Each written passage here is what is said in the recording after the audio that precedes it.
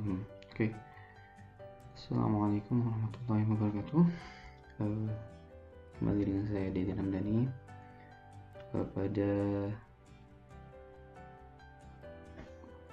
video pembuatan database sederhana.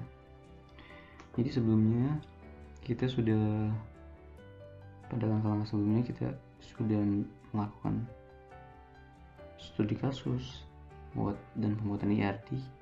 Maka langkah selanjutnya, jika kita ingin membuat suatu basis data, maka kita harus membuat skema relasional. Nah, apa itu skema relasional? Sebenarnya menurut saya skema relasional dan IRD itu tidak terlampau berbeda.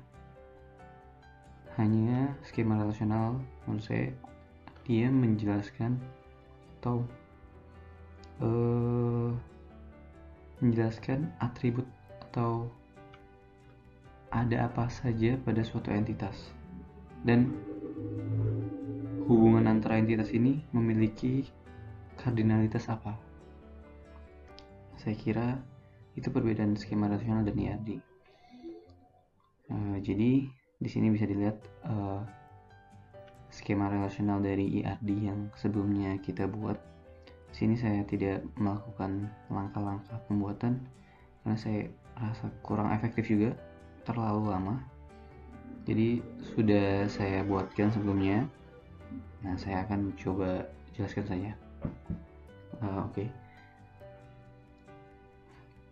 Jadi mengingatkan kembali bahwa ini adalah aplikasi cuti. Maka saya akan coba jelaskan. Nah, pada aplikasi cuti main objek pada suatu sistem itu kan orangnya atau si pegawainya. Jadi kita akan mulai dari pegawai. Nah, dari sekarang sudah berbentuk tabel. Dari tabel pegawai ini kita bisa lihat ada kolom apa saja. Sini ada ID pegawai, ada nama pegawai, alamat, dan ID jabatan.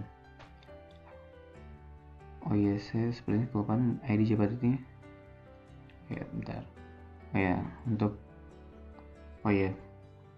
PK di sini adalah atribut untuk menunjukkan bahwa dia adalah primary key atau kunci utama pada suatu tabel. Maka dia akan kunci utama pada suatu tabel.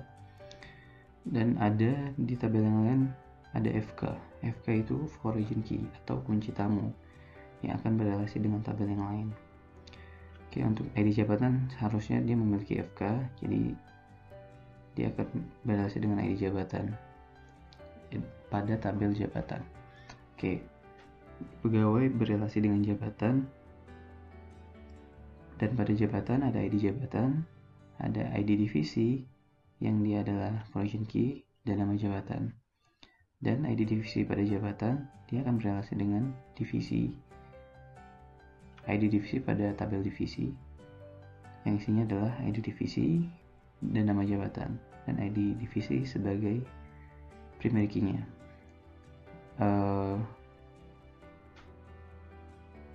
Sebelum ke data cutinya, saya akan jelaskan cuti sisa ini. Jadi cuti sisa akan menunjukkan sisa dari cuti yang dimiliki oleh seorang pegawai. Nah, dan di dalamnya terdapat ada ID atau ID cuti sisa, dia sebagai primary key.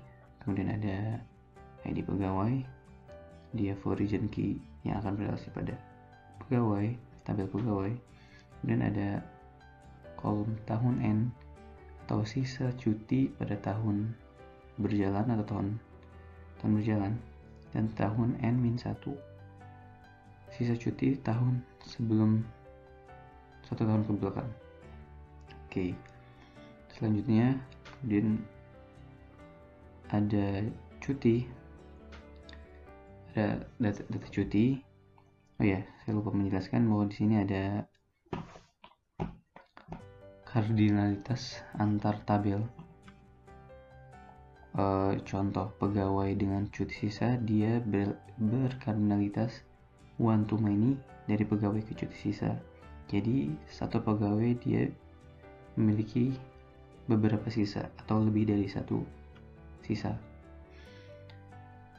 Kemudian pegawai ke jabatan dia one to one, jadi satu pegawai hanya memiliki satu jabatan. Dan jabatan ke atau divisi ke jabatan dia one to many, dari divisi ke jabatan, atau bisa dibilang satu divisi memiliki banyak jabatan. Kemudian untuk pegawai ke cuti dia one to many, atau berarti si pegawai dapat mengajukan lebih dari satu cuti. Kemudian dari cuti ke cuti tipe itu one to many, dari cuti tipe ke cuti, atau satu tipe bisa banyak cuti. Oke, untuk saya lanjutkan kembali pada tabel cuti. Ada ID cuti sebagai primary key, ada ID pegawai full region key dari tabel pegawai, ada ID cuti tipe full region key dari cuti tipe, ada tanggal cuti dan alasan cuti, dan ID atasan yang akan menjadi full region key pada tabel pegawai juga. Nah, saya kira skema relasional ini sudah mewakili suatu aplikasi sederhana, yaitu aplikasi cuti.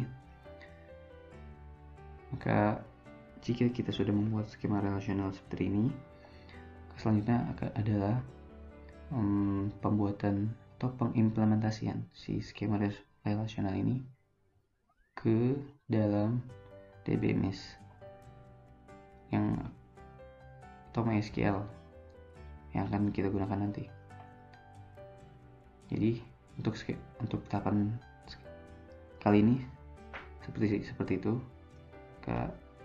Kita akan berlanjut ke tahapan selanjutnya, yaitu pengimplementasian skema relasional ke dalam MySQL. Oke. Terima kasih.